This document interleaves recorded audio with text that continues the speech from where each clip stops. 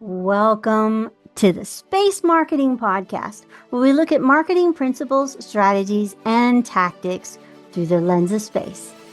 Hi, I am your host, Izzy House. Today, we explore new opportunities and new marketing tools as non-space businesses of all shapes and sizes jump into the space industry game with Beth Pope, CEO of Opus Solaris. So lift off in 3, 2, 1.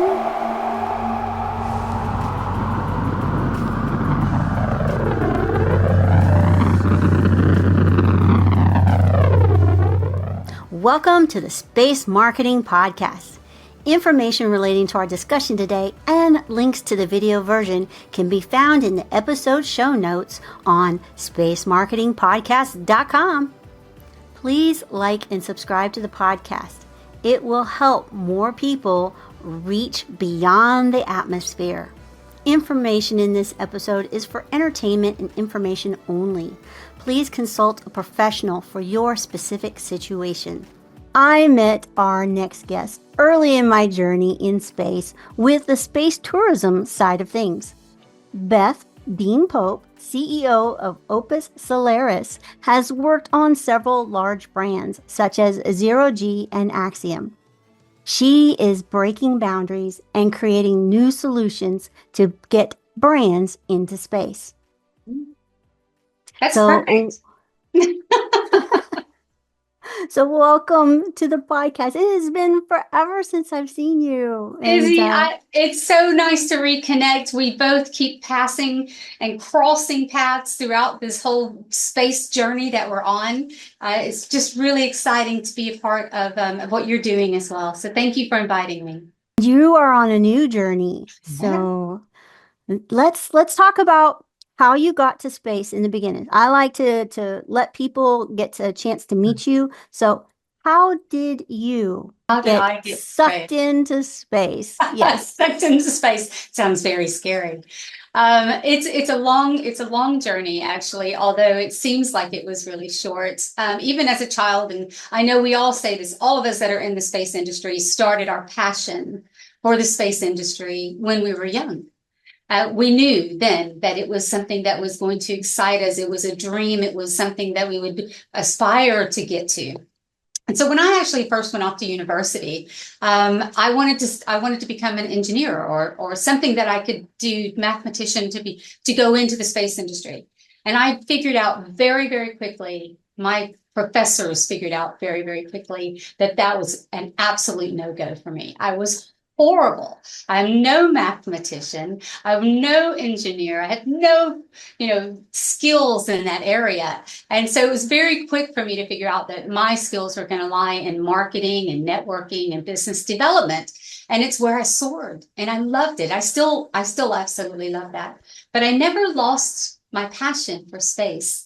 So I kind of stayed involved, on the fringes, joining different groups and getting involved in different volunteering type situation, joining different boards, just so that I could kind of stay in around the industry and what was happening and constantly kind of keeping my finger on the pulse of the industry itself, never thinking that there would ever be a place for my particular skill set. So as I went through my career, I started working with brands all over the world. I lived in London for about 15 years. My husband and my children are British, and so we lived there for a long time as they went through education. And I worked with a number of different industries, kind of working with the high net worth or the very high-end luxury products, putting these people and these parties together across many different industries. And it's absolutely a passion of mine. And over those years, I was able to build up a really large book of clients and ultra high net worth individuals and companies where I was constantly able to go back to them with different opportunities, depending on what industry had asked me to come in and help them come across the line. And those industries were, again, luxury, fashion, and real estate, and even expedition cruising with Hurtigruten, where they would ask me to come in and actually see how I could start building up their business development side of things in a new and exciting way. And then about 2.5 years ago, 3 years ago, I started seeing this shift in space. Started seeing, obviously with what was going on with Elon and with SpaceX and Blue Origin, you started seeing that there was a real interesting movement that was happening. And so I was really watching that very closely when Zero G it reached out to me. And they were looking for someone that would come in and start putting those networking opportunities together. And that was closely followed by, to my amazement, from Axiom Space. I mean, one of the companies that for me, I've looked up to and watched so closely over the 8 years that they've been in existence. And for them to actually now start seeing this opportunity for the commercialization of space in a very new and different way, I had this opportunity to come to the space industry. And that's kind of where I was really able to start really deep diving and learning the inside workings of the space industry, not just from the fringes, but from the inside of seeing it from the space industry's point of view. And you got to do a little bit of science too. I mean, that's one of the things that you and I are kind of cut from the same cloth. We love marketing and the power that marketing can do to open up worlds. But then, there's a science geek type side of us that we don't usually get to play with in our marketing, and you do. So tell us a little bit about your new adventure. Well, to be honest, it's the same old job with a new name. Really, I will be doing the same thing as I was working with Axiom, and it was just such an amazing opportunity and such a great learning ground. I started realizing that all of the other players out there that are also building space stations right now were kind of in the same boat as Axiom was. And so you could kind of see it with the other providers that were getting ready for these space stations. And we're also reaching out and asking, questions about how to bring these new non-traditional industries to the market. And I thought, this is the time. This is the time for us to actually start sharing that knowledge and really exponentially growing the ability to fund crewed missions, science projects, private astronauts to space in a way that has not been out there before. Typically, most of these companies have gone the government funding route. I mean, that was really all that there was. But as the science is growing, we have to find more funding, because we have to have the funding to be able to actually accomplish the cure to cancer or diabetes, or, what close to my heart is dementia with my parents. My mother suffers from dementia. And so how are we actually going to be able to afford to get enough time and space for these things to happen? It had to come from another opportunity of funding. And where do we go for that? We needed to go to non-traditional companies and allow them to see an ROI within our industry, within our space sector, of how they could get involved. That's the one thing too with space is I think we're at that pinnacle, that point where it's getting so big that government can't fund it anymore by themselves. And then we have a lot of budget cutting and things like that. So it needs to really break off and be truly commercial. Mhm. And this is how we do it. We find creative and new ways of doing marketing, of building benefits for companies that are not necessarily space focused. Yeah. And I love what you do there. Yeah, and building benefits for the science as well. I'll tell you a funny story. I was in a meeting with all scientists. I was the only non-scientist in this meeting, and I was talking to them about, like, what is this commercialization of space you speak of, Beth? What is this? What are you doing? And so I was kind of walking them through, here's what it is and what I've just explained to you. And there was this sharp intake of breath, and they were like, you're going to ruin space. Space is about science and space is about research. And I said, yes, that's exactly the point. That is exactly the point. And when we talk about government funds, by the time that any of those funds get down to the really important work of the science, it's so watered down. It's so spread, because you're right, the budgets are being cut. The requirements and who needs it is being multiplied exponentially. And so much of this science and research will never see the light of space, or the darkness of space, if you will. And what they need is another opportunity, a well to pull from. And when I started explaining it to them that way, I said, there's a necessity for the commercialization, because with the commercialization comes the funding, comes the awareness, comes the global attention to all of the things that you're doing, and what that needs is those three elements. And then they were like, oh, okay. So there is a need to have a Coke machine in space. And I'm like, yes, there is a need to have a Coke machine in space. When I first started my career, I was in what was called an environmental technology incubator. Wow. And I was surrounded by scientists that were doing some amazing things for the environment, for our world, our planet. Yeah. And I watched a lot of those scientists and their projects die because they figured that if they created this wonderful thing, the world would come to them and they didn't need marketing. They would just flock to them. And that's not how it works. You're So right. even the science, if you do not have good marketing, nobody knows you exist. And And if nobody knows you exist, you can't do the good work that you're trying to do. there is a field of dreams mentality out there. And the problem is that over the past few decades, what we've lost is the storytellers. Yes. And because we've lost the storytellers, the field of dreams can't work, because you must have the storytellers. So part of what you and I are doing, and a number of other players that are in the space sector right now, is we're building those storytellers again. We're building the stories, and we're figuring out how to get those stories out to the masses in a way that they did back in the 60s and the late 50s. They understood the storytelling of space, and they did an amazing job with it. But we've lost that ability, or we lost the storytellers. And now we're building up this new breed of storytellers. I was listening to a podcast over the week, and they were talking about that Edison moment, and I've actually done a post today about it on LinkedIn, but we were talking about when the light bulb first came out and how Edison shared that knowledge with everyone, because the need for it to become global was more important than the need for him to hold on to the knowledge. And that's where we're going to. We're going to that point of storytelling and sharing and getting it out there again, because there's so much interest if they only knew all the stories that are out.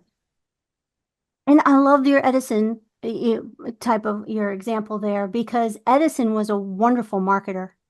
And there was a lot of kickback from the communities, just like we have nowadays, about the electric light bulb. Yeah. People were afraid of it. They had oil lamps. Why would they rebuild all this infrastructure for something like this? Yeah. And so he had to get the communities, the elected officials, and everyone else on board in order to make the light bulb work. Yeah. If it wasn't for the fact that he knew how to market and knew how to not only tell the story, but bring the people into it. That's the important part. You can tell stories all day long. If nobody hears them and it doesn't, or they don't feel like it relates to them, you're going to fall on deaf ears. So, but he brought the people in. And that's what I love about what you're getting ready to do, or you're working on, or have worked on. And please give us a little example about how you're bringing the non-space business into space to try to make everybody win. Yeah, I can give you some great ones. And we won't be able to mention any names, but I'll give you some great ones. And some of the companies are already doing this on a very small scale. And the revenue that it's generating is very small, but it is a tip of an iceberg, and it is showing demand. It's just not showing it enough yet. So typically when I'm talking to a potential non-traditional corporate, so let's say one of the FTSE 100 or the top 100 companies in the world, the first thing is as we're going from space into that non-traditional industry, we have to know which budgets we're going into within those. It's a very different animal. Space companies don't think, what are the budgets of the corporates? That's our job. That's our job to figure that out. And so there are two budgets that could lend themselves to space, one being a corporate philanthropic budget. But those budgets are very small, and there's a lot of demand for where they put that philanthropic budget. The second budget, much harder, is their marketing budget. Their marketing budgets are huge, but the ROI has to be even bigger. So what we had to do was go in and say, in this particular mission, let's use a crude mission, for example, how would it benefit a particular bank, corporate bank, global bank, to partner for this mission? Where can we build in an ROI that would benefit this partner? And that's the first step in it, was literally breaking it down to say, what would benefit XYZ bank for this mission? And that's what we did. So we started actually building marketing campaigns around a mission that might start months before the mission leaves the ground. And so instead of it just being a 2-week window, let's say, again, for ISS, an ISS mission where it's only 14 days in space, what if we start this campaign when the astronauts go into training, 6 or 7 months before the launch? And then we start giving these corporates 7-9 months worth of marketing opportunity, literally their whole campaign for that year, and actually show how they would get an ROI by utilizing the limited amount of ROI information we have now as far as media impressions and those things. But that's starting to grow, and grabbing those corporates that already have an idea. They're already leading in their industry. They're already on the edge of their industry. They're the first ones to do something. They're the Red Bulls of the world. They're the McLarens of the world. They're the ones that are pushing the envelope all of the time. And that's the first place you go, because they understand the mentality of where do we lead our competition. And so those have been some great examples of how we do it. We literally go and make sure that the ROI is evident and goes into their marketing, so it shows an immediate return for them. Hold on to your boosters. We will be right back with guest Beth Dean Pope, CEO of Opus Solaris, after the briefest message from our sponsors. Please like and subscribe to the Space Marketing Podcast so you don't miss a thing.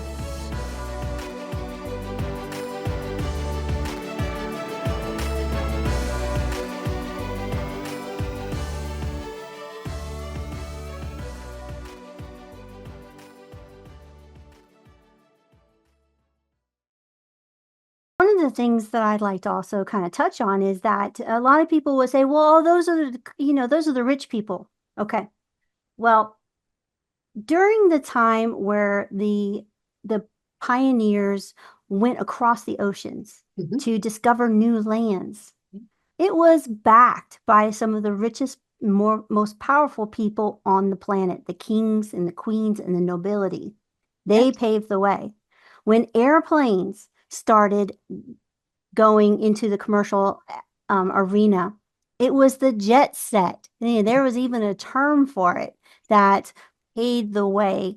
And nowadays, we can go anywhere in the world for relatively inexpensive. It's not like it used to be.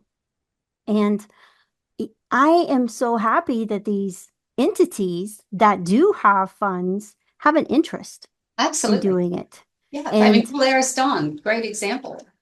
Great example. And Inspiration 4 is one that is a great example of what you're talking about. That the story was that there were some people from the children's clinic, the St. Jude's Children's Clinic, that were a partner there. And they raised over $200 million for St. Jude during that time. You've got to watch 6 months in advance, on Netflix, them go through their journey. And it was just, you were part of the story. So that by the time that they launched, you didn't watch them go. You went with them in your heart. That's a good way of saying it. And you're right. Yeah. And even with this story, I think I know I was, and I know you were, I know everyone on my team were watching Polaris Dawn with bated breath and crossed fingers and hope in our hearts that it would be the success that it actually turned out being.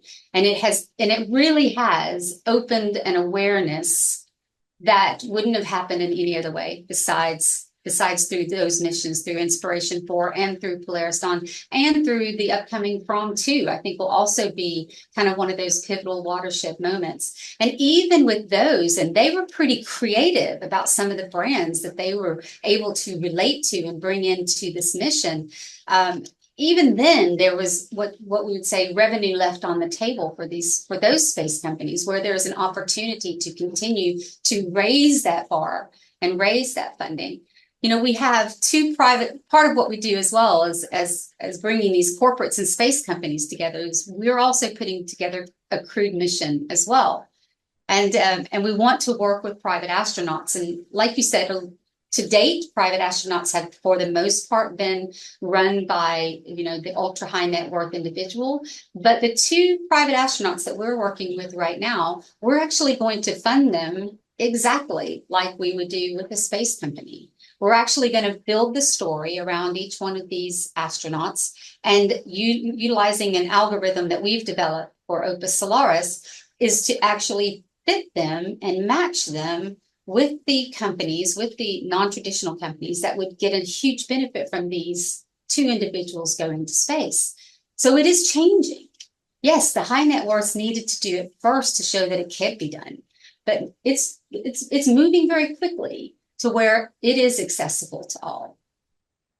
So, what are some of the biggest barriers to these non-traditional industries that they face when they come into the space industry? It's a good question. And it really is being able to prove the ROI because these corporates, and certainly when you're talking about your CMOs, they know what they're looking for. And because all the industries that typically they'd be spending their money in can very much show a recent, within the last 12 months, what an ROI, what the media impression is, what the reach is. They can show it at its extent because they're working all within industries and opportunities and media opportunities that they know and that they've used in the past. So there's a huge amount of information out there to back them doing it again. Let's say doing an F1 sponsorship again. They see all of the response that they had last year. Of course, they'll do it again. We lack that. We lack that element. And so there has to be a level of a bit of creativity of saying, because it was like this in this industry, we can adopt some of that. And because we have shown ROI for the things that have gone up to space that have been partnerships, we can adopt some of that. So it's a little bit less material as far as being able to say, this is exactly what your ROI is going to be. They have to be creative with us. They have to go on the journey with us, and they have to take the chance a bit with us as well. That typically goes back to why we start with those corporates that already did those things. They did it because they decided not to do the football, the soccer sponsorship, and they decided to do Wimbledon instead. What was the change? They didn't know, this is a banking partner in particular, they didn't know if that change was going to be catastrophic to them because they had been doing football, European football, for a very long time. But they felt like they almost lost their identity in doing that. It become so common that it wasn't the return that they wanted. So they were going to switch over to a different industry, a different opportunity. You still have to step out in faith that that's going to work for your brand and that opportunity. One of the things that you use is you use the science geek part. I love that. There are some major brands that you wouldn't think of as space brands that are already on the International Space Station. You have Tide, which is doing research on how to create laundry detergent without using much water. Yeah. And you have Estee Lauder, and they are looking at alternative plastics. And you have Adidas, and they're looking also at different materials. So they're doing science in space as well.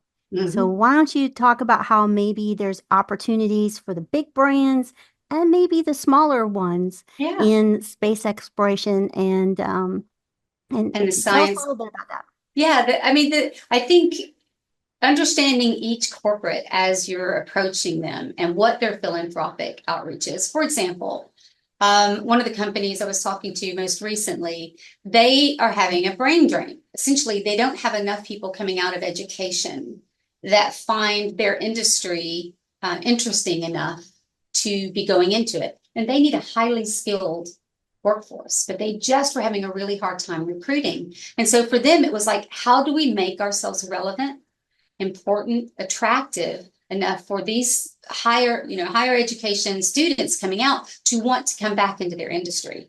And so they see space, not just of the science that's going to happen in outer space, but they see space coming back to Earth as a way for them to elevate themselves and be able to attract that education. I think that's what's really important to Opus as well, is that all of the science and all of the missions and all of the collaborations we're putting together are all focused back on Earth. For yes. Solaris, it's all about how do we better humanity. And for me, because there's a lot of people, they're going to go to Mars and they'll, lunar and cislunar, and those are all very, very important. And there's a lot of media attention on those. But mostly for us, our passion is what can we do in space and one of our orbits or orbital pathways that really changes life here. The other one that we're working on is one of the crewed missions where Agritech is, feeding the world, going back to, the 80s when we had Feed the World as a global phenomenon and a global awareness concert back then. How do we utilize space and some science and space to actually become more aware of ways that we can feed every corner and every child and every person on the planet? And there are a lot of companies that are very interested in the agritech side, for not just for what we can grow in space, but what can we learn in space that we can utilize on the planet. I think that's one of the most exciting that we're working on right now. Target is a very good example of that particular thing. They are working on growing cotton, like what you make clothes out of, in space. And cotton is a very thirsty plant. Mm-hmm. So there's a challenge with growing it here down on Earth. So they're looking at ways to make it not as thirsty. Yeah. And that's Target. Yeah. Yeah. Yes, that's a major company. See, and there you go. I mean, that's storytelling. That's the storytelling that we need to be doing. While everything else is important and governments going to ISS and the new space stations are massively important, the storytelling is the missing link. I was telling someone the other day when they said, is there enough demand? Is there enough going on in space? That's usually when I realize that we've failed in our storytelling because there's so much going on in space. But imagine in 5 or 6 years from now, when there's not just the ISS up there, but there are 3 different space stations with constant flows of crewed missions and space payloads back and forth. How do we actually stay on top of that now, build the demand now, so that we have a pipeline that's ready for that research to happen and ready for the backers that are interested in, in the non-thirsty cotton, if you will. That demand is coming. Yeah. Well, and that's one of the reasons why I'm doing what I'm doing, is because there's a lot of space companies that do not realize how important marketing is. Mm-hmm. Just like that environmental technology incubator that I was a first part of, they didn't understand or respect what marketing is. Yeah. They think it's just some, used car salesman out there, but it's making your company exist. It's telling your story. And how do you think that the space exploration can influence consumer behavior and brands' perception, which is what this is missing because there's nobody to tell the story in industries like fashion and technology and telecommunications? Yeah, well, how did they get children of all ages? And I remember this, I'm aging myself, but how did they get children of all ages, including me, to drink Tang, when we were kids? I'm sorry, horrible stuff. Drank it because I thought I was going to be an astronaut. So did all of my friends, all of my neighborhood friends. We've all drinking Tang because that's what the astronauts drank. And so there's going to all of those industries and showing that and storytelling ahead of it and storytelling during it. By showing that example, we show the space companies that they have a requirement for it. Now, here's a funny, interesting thing about these space companies. Right now, they're all pretty much working for the same funding, for the same, Yes. grants. And when it comes down to what do they do with that money, they have to decide, do they market themselves or do they manufacture what they're required to put in space? And it's a solid, real, correct question. Do they start building overhead to market themselves, or do they not take that funding and utilize it towards building the space station or building the spacesuit or putting the satellite up there or doing orbital data centers? And the answer is they should do that, because building up the team that they would need to correctly market themselves is a huge overhead. It's Yes. massive. So there are enough companies out there like mine, and there's quite a few other ones that are out there that we're actually collaborating on, is to come to us and let us be that for you as you need it, as and when you need it, and as and when your story needs to be told. Let us go out and tell that story for you and use your the bulk of your funding to create the story that we're telling. And so for me, I think I wouldn't worry too much about the fact that they're not marketing themselves. It's important for us to go and remind them of why they do need to be marketed and how we can do that for them. There. I just plugged my company. Do you see that? I did. In a story. In a story. Yes.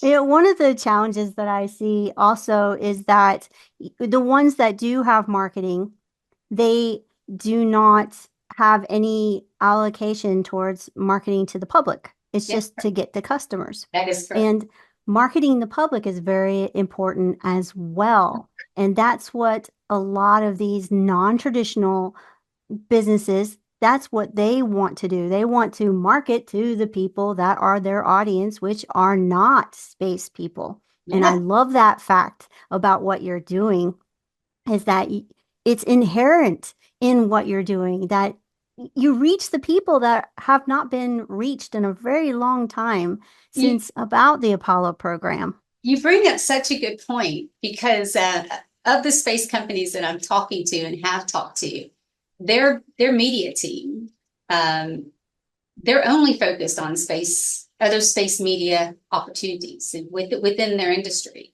And so they become very well known within their industry. But if you ask someone walking down the street or walking into the Prada shop, who is this company? They have no idea.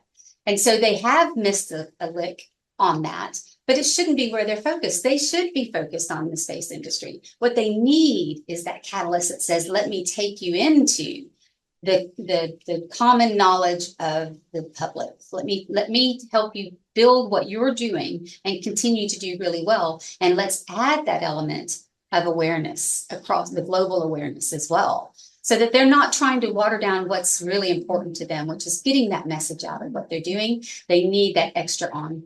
That's really what they need. When you can actually collaborate, and not only am I the space company that's getting that particular unique thing, but you're bringing together other companies to make one big party of companies in their marketing and their story, in your storytelling. So it's not just you're looking for different opportunities, like, okay, does it have to be a blank whatever that the astronaut is wearing? Can Right. it be something with an engraving on it? Or, tell us a little bit about all the different fun little things that you can bring in several different companies on like a crewed mission, and how everybody will benefit from it. There's coming a day. Oh, this is gonna get me in trouble, I'm sure, with some people, but there's coming a day when you see a crewed mission and you're watching a launch, just like you watch an F1, a Formula One race, that it will have that amount of attraction, that amount of interest, and that amount of corporate involvement. And if you've ever been to an F1 race, if you looked at the race cars or even the drivers or even the pit crew, they're covered in that branding. That didn't start that way. But now that F1 is actually that involved in so many of these, what would have been very non-traditional, have nothing to do with racing whatsoever. Because of their involvement now, you see advancements in science and technology in F1 racing that affect us almost immediately as consumers, almost immediately.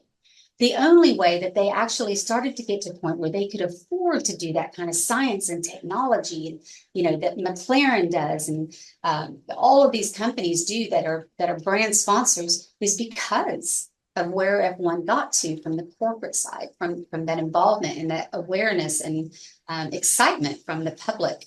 So I do see a day where you watch a launch with the same excitement and the same experience and the same visuals that you do for an F1 race now. I do see that happening, and I see it happening little by little. And the more that we go commercial, and the more that we democratize space, and the more that we actually make it more common to the everyday person, the more that we'll see that shift happen, and the faster we'll see real change and real progress in science and in space.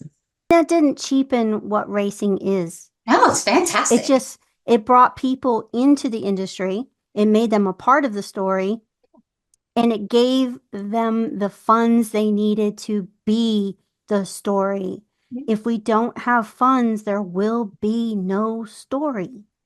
So it's a good way to get funds.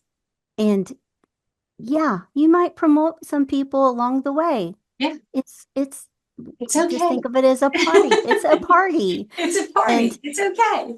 Speaking of the future, where do you see the space industry in, say, the next 10 to 20 years? And what do you think we should look out for in this particular barrier breaking stuff? Yeah. Orbital data centers is something that just constantly stays on my mind. And there's a huge benefit to our planet for us to have data centers in orbit. I see that becoming something very prolific. I see it being a huge revenue opportunity as well for those companies that are looking at orbital data centers and what that future is. And then the impact that it has for us on this planet by freeing up the amount of electricity that it uses, the amount of land that is used for these data centers, and the demand for data is going up. So if we stay planetary with it, so will the demand for the electricity, and so will the demand for land. Bringing it off planet is going to be a huge factor in the next 10 years. And the people that invest in that now, I'm one of them. And I don't have any other saying in it, except that I love orbital data centers. That'll be a big thing for us in the future. A lot of people don't think about data as being one of those things that creates pollution and is causing some damage to our environment. They think of cows, they think of cars, they think of factories. They don't think of the data that's streaming through their phone. Hot. Yeah. It's warm, so you have to cool it down. And then you have to, the amount of energy that it takes to run this data is just incredible. So you're generating pollution if you are using coal or gas or some other type of polluting type of energy. And now we're moving it to space where it's constant supply of solar energy, constant supply of cold. That to me, I would say to anyone listening, watch this space. If you do any trading, go find you an orbital data center that, company that you love and check them out, because orbital data centers, I think, is going to be a huge shift. And I think the other pivotal moment for us as a planet will be when we have 2, 3 orbital space stations out there instead of just the ISS. And I think for a number of reasons, it's going to multiply the amount of science that's going to be done on a daily basis. And secondly, and this is how you and I met, tourism will become a bigger thing.